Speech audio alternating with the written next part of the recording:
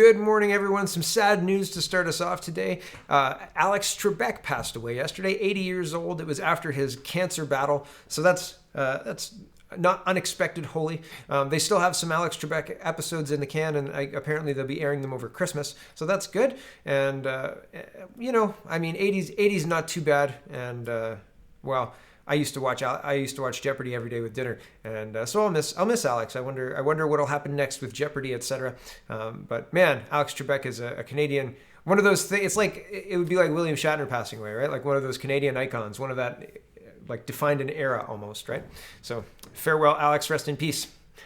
Moving on to the news, and there is almost an absence of Canadian news this weekend. There's a lot of the air is being taken up with the American election. A lot of people congratulating Joe Biden. I'll show you another foreign minister congratulating Joe Biden and saying we're looking forward to working with them, Mr. Champagne. And but first, here's the Dominion voting system in action, and it says blossom. It says a friend just sent me this video she recorded on election night. Starting a video, PA Total votes are Trump 1,690,589 and Biden 1,252,537. At the end of the video, Trump 1,670,631, that's minus 19,058 votes, and Biden 1,272,495, that's plus 19,958 votes. Isn't that weird? Not weird? I'm not going to play the video, but you can check the video out. Yesterday, I showed video of the same voting system removing votes in a similar way during an update. I think this is interesting, and I think this is going to be interesting how this plays out. Here's Breitbart, and I know a lot of people don't like Breitbart, but whatever. It says researchers question reliability of Dominion voting systems, election systems, and software. This is interesting, and I wanted to highlight it because I didn't realize this. The barcode is what counts. The barcode is what the computer reads, and humans can't read the barcode. So what if above the barcode, what's printed there has nothing to do with what the barcode says? Right? Just has to do with what you put on the thing so that you're satisfied that your vote was counted, right?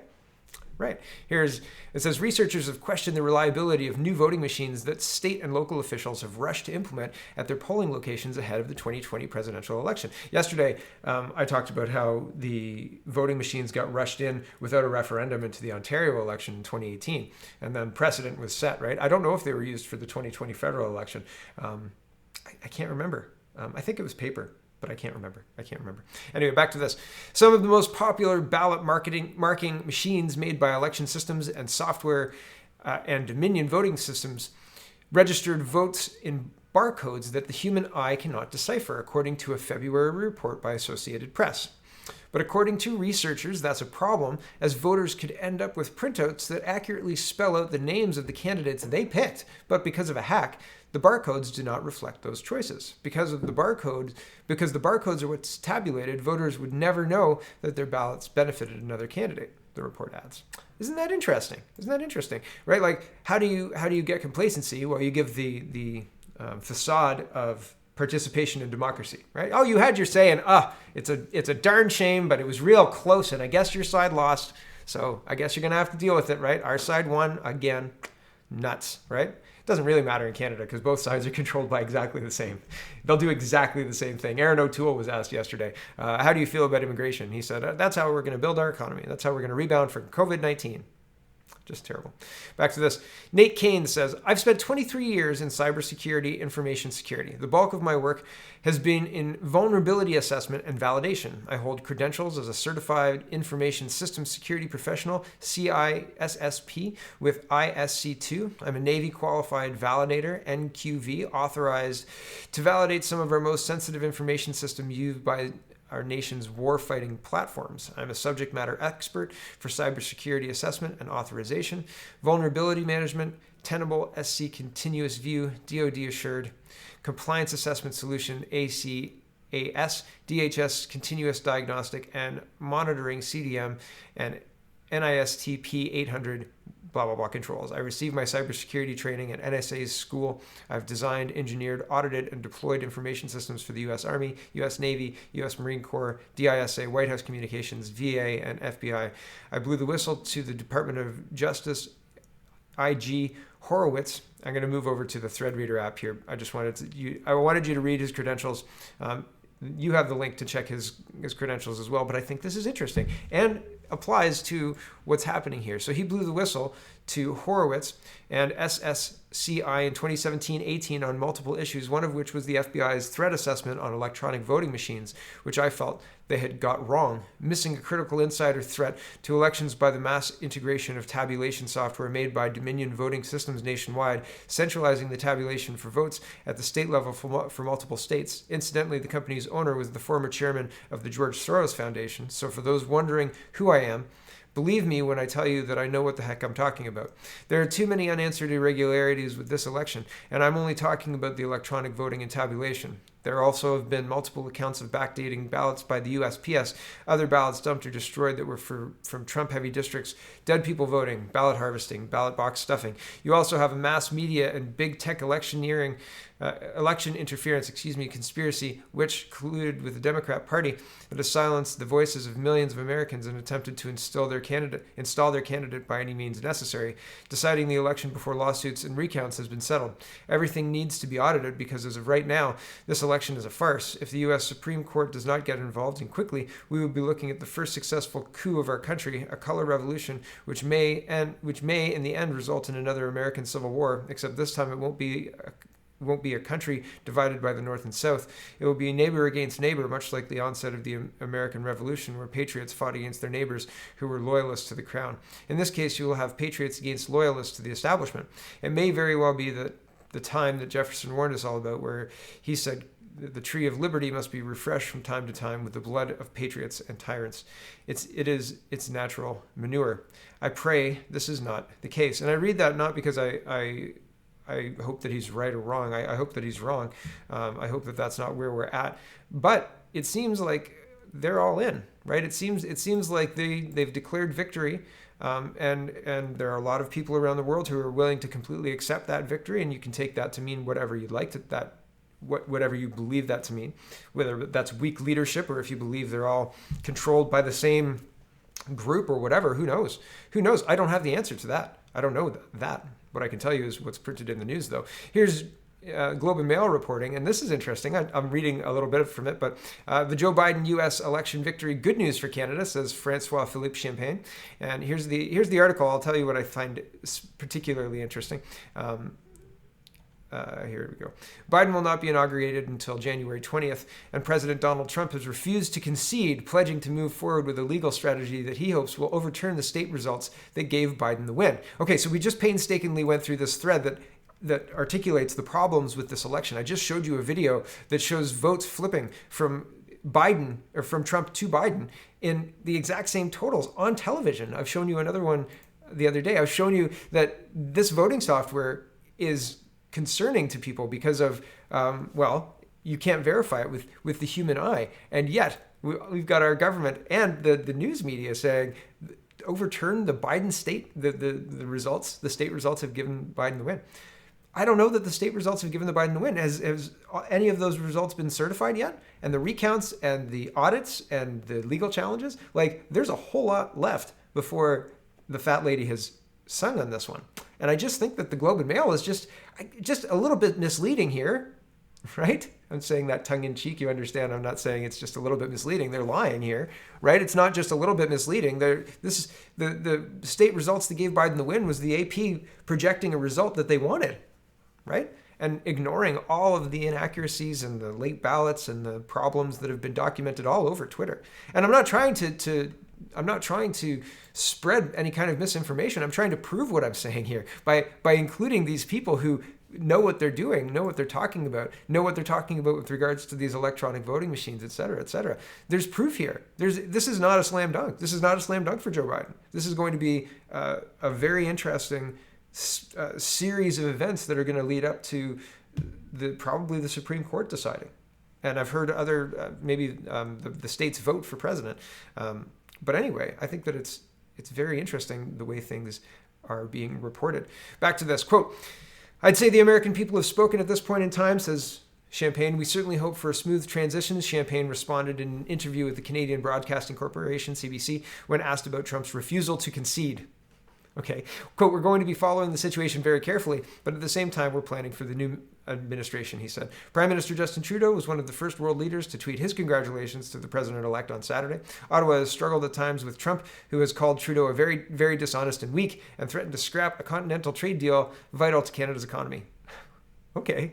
I mean, it's not like he's pulling a Trudeau and sending billions of dollars outside of the Canadian economy. I think Trump has treated Canada quite fairly, really. Like, hey, stop dumping steel here, and we'll continue to buy steel.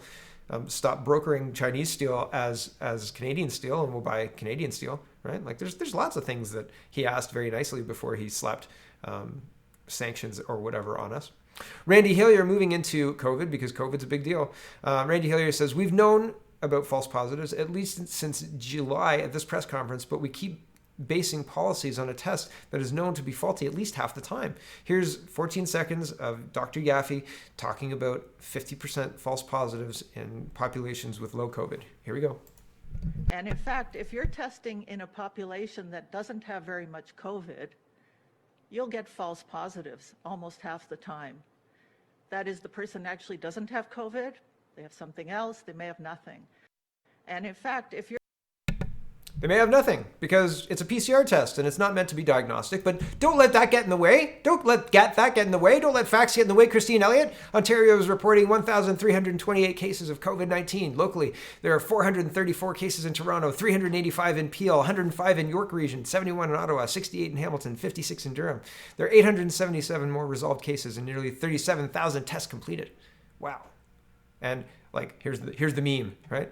The problem here is the deaths are very low, and the case tests, well, the number of tests are very high, and the number of cases are in line with the increase in tests. Well, I don't know if they're in line with the increase in tests. I don't know if it maps exactly that cleanly, but the cases in the first wave, and I've made this point so often, cases in the first wave, deaths in the first wave, cases in the second wave, deaths in the second wave. I don't understand. I do understand why they're locking us down. Here's Peel Region, and they're trying to lock down even further. Guelph went from green to yellow. We have 2 people in our whole Wellington Dufferin health unit in hospital, and yet we're right at the top of capacity. We're 84.9%, according to the data on the health unit. And 2 patients. How can this be? We're 8 months into this. If that's where the capacity needs to be, then that's where you funnel the money. The goal is to get back to normal. The goal is not to live a new life in lockdown and learn to love it. Like, these people who are pushing for this are irresponsible. Here's Peel Region. And this, I think, is very insidious. Peel Region is setting their own standards ahead more than the province. I think the province should step in and say, no. What we say is as much as you can go. You can loosen up if you want to. If your citizens demand it, loosen up. And I hope they would put that in there. But you can't do this. You can't do this. I don't like this at all, but Peel's moving ahead with this. Here we go. Peel Region has rejected the province's COVID-19 guidelines as too lenient and is bringing in its own more stricter measures. I love the wonderful King's English that we're using there. More stricter measures. Yes, perfect English. 680 News. Here it is. Peel Region has rejected the province's COVID-19 guidelines as too lenient and is bringing in its own. The region's top public health official, Dr. Lawrence Lowe, says it's critical that the COVID-19 hotspot bring things under control because the indicators are trending in the wrong direction. Is that reason to lock things down? Wait, I'm not even at the good part yet. They've already canceled Christmas. This is the one they canceled Christmas because it's trending in the wrong direction. For real. Quote, case counts, test positivity rates remain high. Public health capacity is stretched thin and hospitals are at capacity with some procedures canceled. The region's health authority said in a statement. According to the statement, William Osler Health System is in gridlock with close to 60 patients with COVID-19 in hospital. 40 suspected patients and a growing number of cases in the ICU. A growing number of cases. They won't give us the number of cases in the ICU. Trillium Health Partners is close to capacity, both close to capacity. We're close to capacity. Let me tell you, it's worth closing down for Christmas right now because we're close to capacity. Close to capacity. Both hospital systems have active outbreaks inside their facilities. Yeah, okay. PCR tests are flawed. They're cycled too high. back to this. Starting Monday, bars, restaurants, and other food establishments must restrict seating to people from the same household. No mixed seating is permitted. Gyms and fitness centers must make sure all class participants pre-register and provide accurate contact information. No walk-in participation is allowed. Meeting and event spaces, including banquet halls, must close. Residents of the region must only interact with members of their own household. Those that live alone may join one designated household. Residents of Peel should not visit any other household or allow visitors to their homes or yards except for emergency reasons. Additional measures are also set to take effect next Friday, including bans on social gatherings celebrating holidays and life events in business establishments, as well as wedding receptions, banned until at least January. Health officials in the region are recommending that the religious services be held virtually, and if that's not possible, indoor capacity must not exceed 50 people. Low caution that these strict measures are needed to avoid a lockdown. On Saturday, Peel reported 258 new cases, which trailed only Toronto with 336 new infections. This was from November 8th. Today is the 9th. So, wow, right? Like Christmas is canceled. I'm sorry, folks. Peel region, if you've got a holiday party or if you've got a holiday gathering that you were planning on doing, social gathering, celebrating holidays. Sorry about your luck. Canceled. Wind it up. Dr. Lowe says, right? Are you going to listen? I think it's absolute trash. Now, here is coronavirus homicide unit investigating Maple's personal care home deaths after emergency crews on scene. I think this is fear porn. This is, number one, I've noted that it's only residents that are passing away. Number two, the criteria for passing away of COVID-19 is that you die and have a positive COVID test within 28 days of death. And that's, you've died of COVID-19. That's the criteria to add you to the list of deaths. So to me, there are a lot of people dying in this article. However, what is the usual death rate in, say, a month in a long-term care facility? How many people die on a daily basis? Are there times when people die more? Can we map that through the past few years? I'm not trying to be callous. I believe that at the beginning of this, there were people dying. I think that maybe there were people dying in Wuhan, China, et cetera, et cetera. But I think that now we're back to the normal death rate, the normal year or the normal monthly totals of all-cause mortality death. And I don't know exactly where to find that data. So if you know where to find that data, put it in the comments. I'll have a look, or send me an email to show me where all-cause mortality death is right now and how to map that. I've got the tracking side, like I've got the ability to put up a graph and stuff, but I don't mean to get sidetracked as well. I'm trying to focus and give it its due. But at the same time, I really believe that the fact that the only people who are dying of this are the people in the long-term care facilities. Yes, they matter, but if they were going to die of something else anyway, this is, and we didn't give them HCQ or whatever Mr. Trump got, then maybe the homicide people should be talking to the politicians who are denying these drugs to the people who are dying of this disease. If it's found that these things work with zinc and HCQ, which we've been talking about for a long time, and should people have the right to try? There's been lots of talk about treatments, and nobody seems to want to address that. Like in the leadership, talking about federal or provincial or municipal, nobody wants to talk about treatments. They all talk about vaccines, and I don't think that that's appropriate either. People have body agency in Canada. You are allowed to have, you're allowed to refuse vaccine on religious reasons. You're allowed to refuse vaccine on personal reasons. You're allowed to refuse a whole bunch of interventions. If you're a Jehovah's Witness, you're allowed to refuse blood transfusions. I believe that's part of their religion. I've seen situations where courts have overridden that choice in order to save a life.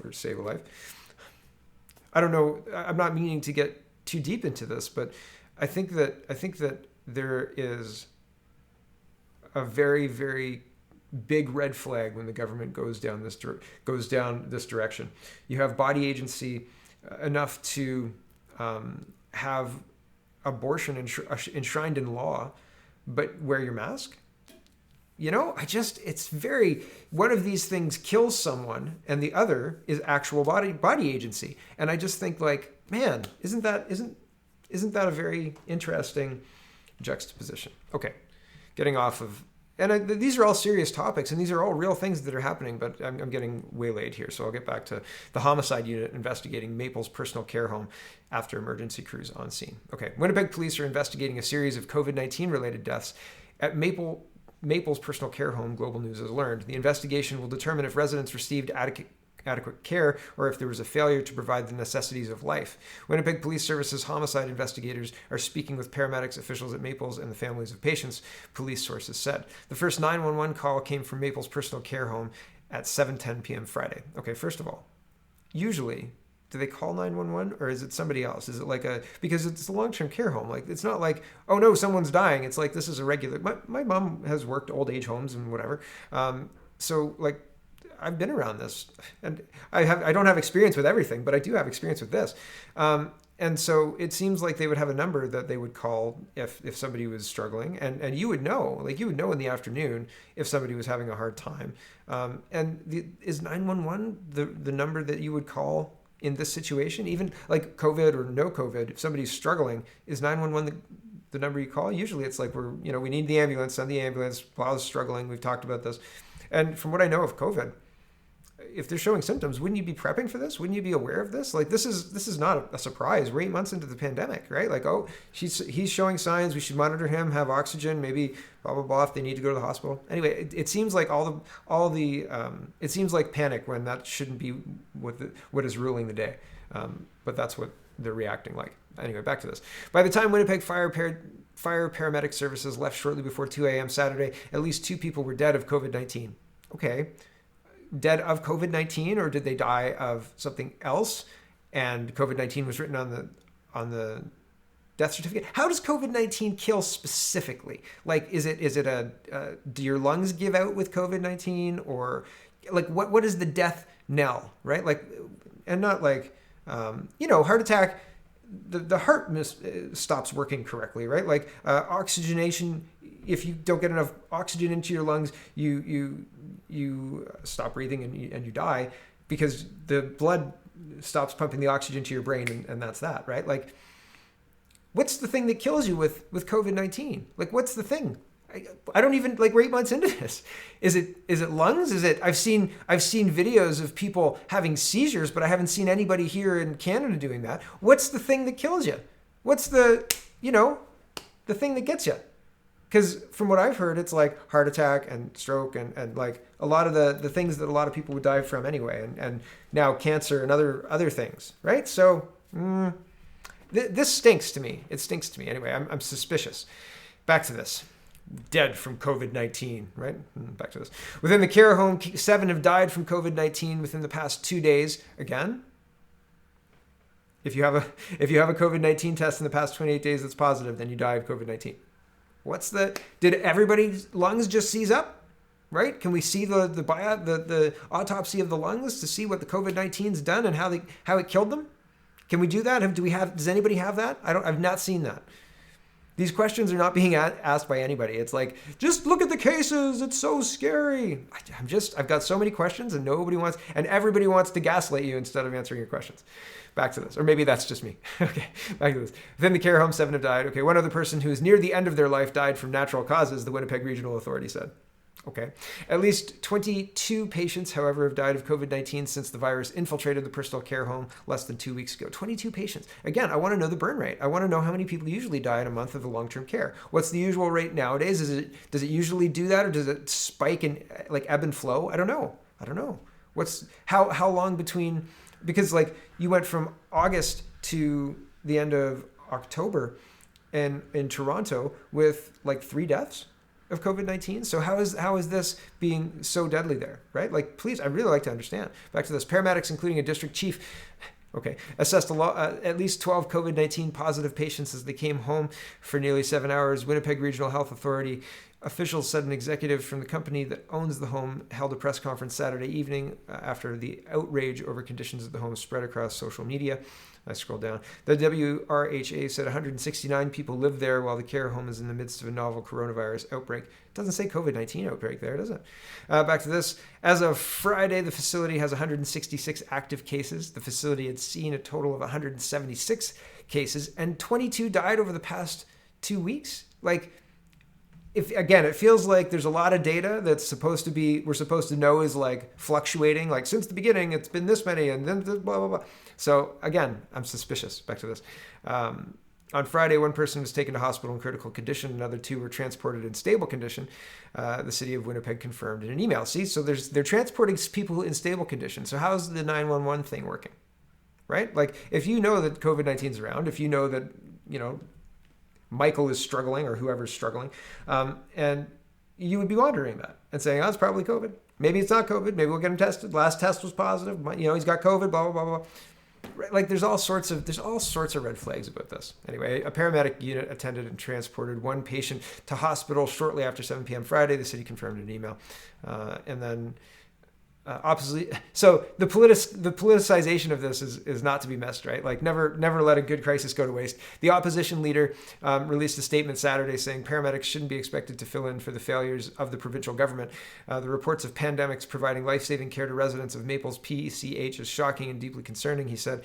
It's long past time for the province to step in and take over control of Maples and Parkview Place PCH. The Pallister government needs to step in today to make sure the seniors and residents are receiving the care they need. Lives are hanging in the balance, and there's no reason for delay. In addition, the province should call on any resource, including the military or Red Cross, to help so these residents are safe. I think that it's interesting that they're saying the government needs to step in. Like right now, the government needs to step in. Like there's no way that they can fix this. Government needs to step in. Why? What's leading you to that conclusion? Gotta exploit that political weakness. Pounce while the iron is hot. Delays in COVID-19 testing results in putting long-term care homes at greater risk. This is October 20th. So this is a little old, but I'm using this to highlight. This is kind of in response to the last one we just read. Delays plaguing Canada's COVID-19 testing programs are preventing nursing homes from quickly identifying infected residents and staff and controlling the spread of infections, just as a growing number of facilities are declaring outbreaks. The problem is most acute in Canada's 2 most populous provinces. The number of long-term care homes with outbreaks in Ontario has quadrupled to 86 over the past month, and 58 residents have died. In Quebec, 39 homes have outbreaks. The virus has sickened just over 1/3 of the residents at CSSS du Granit in Lac-Mégantic. Sorry if I got that wrong. The province's hardest hit home. COVID-19 is rapidly spreading beyond the country's hotspots to other provinces. In Alberta, 13 homes have outbreaks. At one home, Millwoods Shepherd's Care Centre in Edmonton, 8 of the 61 residents who have tested positive has died. None of the healthcare workers, right? It's always the residents. What are they dying of? How does COVID-19 kill? How does COVID-19 kill? Back to this. 7 nursing homes in Manitoba are dealing with outbreaks. 4 residents at Parkview Place in Winnipeg have died in a little more than a week, and another 73 residents have tested positive. 2 deaths were linked Monday to Heritage Lodge, also in Winnipeg. How did they all die? Did they all die of the same thing? Is it exactly the same thing? How does it kill you? Back to this. Manitoba Chief Public Health Officer Brent Rusin told reporters on Monday the province tries to prioritize testing for healthcare workers in institutional outbreaks. He could not say how long nursing homes wait for results, but said the median turnaround time for a COVID-19 test in the province is 60 hours. So that's a couple days, 2.5 days. I scroll down. The fact that the home is reporting new cases every day is because of delays in getting test results, not an indication that the virus is spreading, Ms. St. Clair said. A majority of the positive cases, including 28 staff members who are sick with the virus, date back to when everyone was tested at the beginning of the outbreak on the 2nd. Right? So they've got these tests trickling in, and then, George dies, and you got this positive COVID test from a couple of weeks ago, COVID death. Yahtzee, right? He's dead, right? What did he die of? How does COVID kill you? Back to this. We've had test results trickle in every day, and we've reported them as we received them, she said. Ms. St. Clair and others in the sector have called on the government to make testing a priority in congregate settings. It's very important whenever there is an outbreak for us to have the ability to know very quickly who might have been exposed and who might actually have contracted the COVID-19 virus, said Lawrence Lowe, medical officer of Health for Peel Region. Long-term care minister Fullerton abruptly walked out of a news conference on Monday after refusing to take a question from a reporter from QP Briefing, a publication that covers Queen's Park. Both her office and that of Health Minister Christia Elliott referred questions on testing to Ontario Health, the agency that oversees the delivery of healthcare. So we can't even ask our politicians about the testing because they say, well, just ask them. Ask the people who are doing it because we're not dealing with that. Crazy, right? right? Oh, I scroll down. All but one of Extendicare's 5 homes in Ottawa have an outbreak. The Ottawa Hospital is temporarily managing West End Villa, where 19 residents have died over the past month. The hospital is now processing COVID-19 tests for residents and staff at West End Villa, Extendicare said. As a result, it said, turnaround time has significantly improved. Katerina Cizik's finally learned Monday afternoon, after waiting all weekend, that her 82-year-old father does not have the virus. He lives at Lakeview Long-Term Care and a 128-bed nursing home in Toronto owned by University Health Network that declared an outbreak on October 3rd. My dad is currently imprisoned in his room because his neighbor directly across the hall has symptoms, his daughter said on Sunday. So very, very interesting. I have questions. I have questions and not very good answers. There are some people protesting for freedom. This is another view of the Almer March. Interesting how this reporter empathizes the few and diminishes the significance of the huge rally in support of freedoms. And this reporter says, some Almer residents have lined the street in protest of the anti-maskers. Those anti-maskers who are walking down the center of the street. Yeah, the lining the street are these people here. It's quite interesting, right?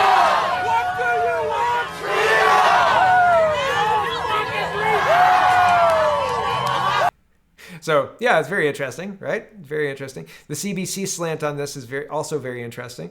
I think that, well, I'll show you how it breaks down in a minute. Many came from out of the town, a move public health officials say is dangerous. Chanting "Rise Up" and "Freedom is Essential" at one point, up to 2,000 people marched through the streets of Almer, Ontario, calling for the end of public health measures such as mask wearing and physical distancing that they say encroach on their rights. Supported by other groups who've had similar rallies in Ottawa and Toronto, the protesters held signs that read "Facts over fear" and "No new normal." The marches included many people from the town's large religious communities. I'm here to stand up for freedom not to have the government overreach, freedom of assembly with those we love, freedom to go where we want to go, says Herma Van Meppelen. Sorry, I've got your name wrong. Shepinik? Sorry, I've definitely got your name wrong. Who came from nearby St. Thomas, Ontario to show her support.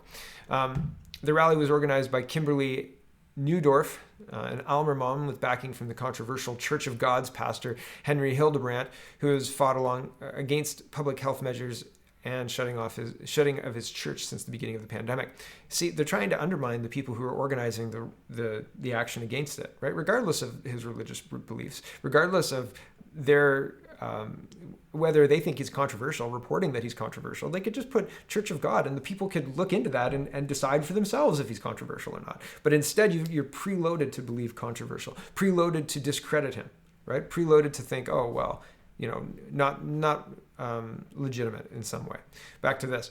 I'm here to voice my opinion to a tyrannical government. I want to show support to this community. People are here for masks. I'm here for freedoms, said Catherine Carter, who came from Windsor, Ontario, and has gone to Ontario for similar rallies. I've been watching this movement grow in the last 6 months. The louder people are, the better people will hear us. They spend some time talking about how important masks are and how terrible they feel that masks aren't being worn. The article uses the space to label the people protesting the freedoms being removed as terrorists here. They're spreading terror through this community. I'm worried about this town and the businesses in the town. Some have quit their jobs because there are so many people coming in without masks. I'm embarrassed the town, the vast majority, is not like theirs. Is not like this. Mike Moore stood among the large group of protesters, number of protesters holding a sign that read, "Respect your neighbors, wear a mask." Yeah, no. Respect body agency, sir. Respect the ability for me to breathe freely and make sure that my mind is as clear and sharp as possible. Goodness me. Moving on, I remember the RCMP and their diversity. Oh my goodness. This is, again, another struggle session on paper, made up metrics to confound and waste people's time. Demographics easily make up the explanation for this, and anybody with thinking sense would be able to come to that conclusion. RCMP's diversity hiring remains stagnant, new figures show. The head of the RCMP has promised to double down on efforts to boost diversity among its officers, but newly available statistics show that those efforts haven't borne fruit over the past decade. The recently released diversity statistics come as the National Police Force grapples with a fierce debate over systemic racism in the ranks and claims that its policies radicalized Canadians differently. Policies racialized. That it polices racialized Canadians differently. No. That's what it means. That's what it said. Okay, back to this. The force said that it didn't track detailed employment equity data, which means it's not clear how many officers listed as visible minority also identify as Black or South Asian, for example. I'm going to mess up his last name, so I'm not going to try it. An assistant professor at the Department of Sociology at the University of Toronto who studies race and policing said that's a problem. The United Nations has come out and called the category of visible minority inherently racist for grouping together diverse groups of people with vastly different experiences, past and present, as well as serving in other functions, he said. So anyone who is not white, not Indigenous, are all lumped together. Commissioner Brenda Lucki has promised to build a more diverse policing service. Let me say we are committed to seek out and eliminate all forms of racism and discrimination in our organization, she said back in June. That's a lie. They don't mean that when they say that. That's code to say we're on board with this woke agenda, I think. That's what the Upper Grand District School Board said as they vilified white people for building any system because it's inherently racist. Any system built by a white person, according to the Upper Grand District School Board. I don't know. They're crazy. Back to this. We really need to double down on hiring a more diverse membership as we want greater diversity to reflect the communities that we serve. Greater diversity. Like the demographics are what draw the people to apply. Back to this. Akwasi said that simply changing the percentages won't amount to a magical solution to racism and policing. Policing is an institution. Policing culture is a very real force and factor, and simply putting non-white people in uniform is not going to deal with the deep-seated and long-standing issue of racism within policing. We know that, he said. It's not good enough. It's never good enough. It's not good enough to address it. It's not good enough to do anything. Why chase this unicorn? Why agree there's systemic racism, right? Oh, right, because some women can't jump 6 feet. Thanks, Gail. That's systemic racism. Yeah, sure.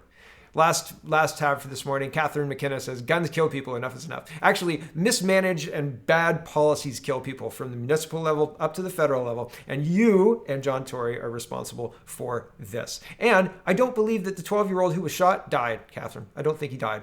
I hope that he didn't die. It seemed that he lived because it doesn't say shot and killed. It says shot. Okay? Guns kill people? Yeah, and sometimes they get shot and they survive, thankfully. And they should be not released, not the people being shot, but the people who are doing the shooting. They should stop being released the same day for gun crime. Maybe you should actually put these people in prison. Maybe that's what John Tory should do rather than going to Twitter and saying, oh, no, we don't know why the 12-year-old got shot. The 12-year-old got shot is because you're turning a blind eye and letting criminals out on the street same day and not actually addressing the rampant violence in your city, you moron and owner of Rogers. That's enough out of me. Thanks for watching, everybody. Check out CanadaPoly.com. Check out CanadaReport.co. Check out SpeakingWasely.co. This was a long one again. And have a wonderful, wonderful day.